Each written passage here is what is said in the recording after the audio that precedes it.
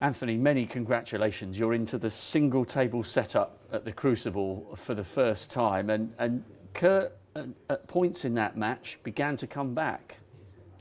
Yeah, well, I did kind of come back. Obviously, I was 7-1 after the first. Was surprised to be 7-1. I mean, I played well, but surprised to think that I was beating someone like Kurt 7-1.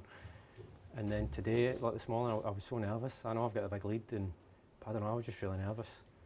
And I only lost the session 5-3, and I felt like I'd won a watch because my game wasn't there at all. And the last frame, it was 9-6, so that was a massive frame because it's 9-7. But we ended up 12-10 at the end.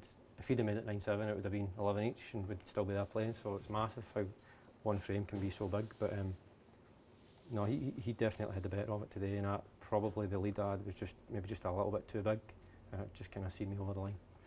I think a few people were surprised because, bearing in mind how the second round had finished, he'd had the entire weekend off, and you were scraped off the table at 1 in the morning against Jamie, but there were no signs of fatigue from you at the start of the match.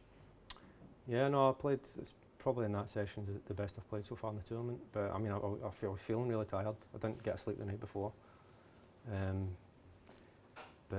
Just shows you what you can do when you're running on adrenaline, I suppose. I'll always remember your debut 5 years ago, and you've got such a laid-back approach, which is really well suited to the Crucible. And here you are now, advancing on that run to the quarterfinals. Now you've gone one stage better. What is it about the Crucible that tends to bring out these good runs in you? Is it your temperament, do you think? Yeah, perhaps. I mean, I don't really care. See, when things go wrong, I don't really get too excited when things go right. I just kind of play the next shot, and I just always try and play the right shot, regardless of what's went past or if I'm doing well. Or leaving it 7-1 today, I had no thoughts of like, oh, it's fine, I've won because I had such a big lead like that. I've still got 6 frames to win, and I know Kurt's still got 12 to win, but for me to get 6 frames off of someone like Kurt, it's still a massive effort. And so my temperament probably suits the sort of longer matches and whatever, but I don't know, just sometimes I can get results here, so it's good. And how nice that not only have you earned £100,000, well, minimum, depending on what happens in the semis, you're now back up to the low 20s, and you know you've had a spell in the doldrums, having been up in the 16 a couple of years ago off the back of the Indian Open in 16 and the snooker shootout in 17. You've had a tough time, so it must be nice that you're heading in the right direction again as far as the rankings are concerned. Yeah, but I mean that's going to happen.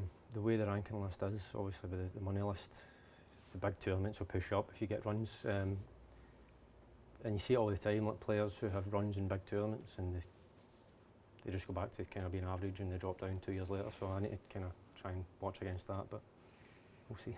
It's better to be up for a short period anyway than never be up at all, I suppose.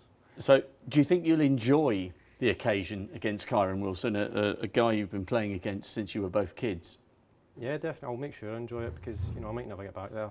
It's a special place to be able to play in the one table, and I've got to really savour it. I mean, I'll be trying my hardest. I'll be trying to win the match, of course, but I really need to make sure that I don't sort of get too nervous about it, or I don't know, too caught up. I need to try and enjoy it, and hopefully that'll help me play my best snooker.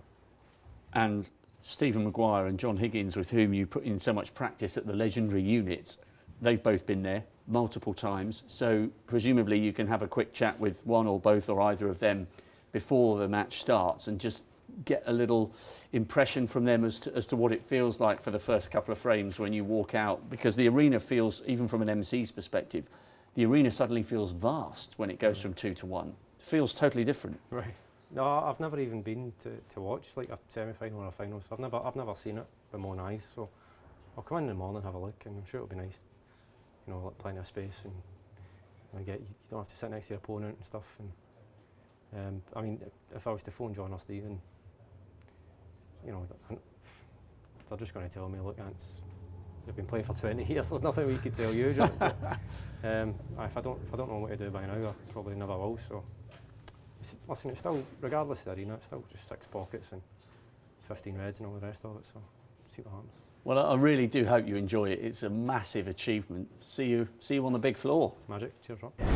Betfred, proud sponsor of the World Snooker Championship.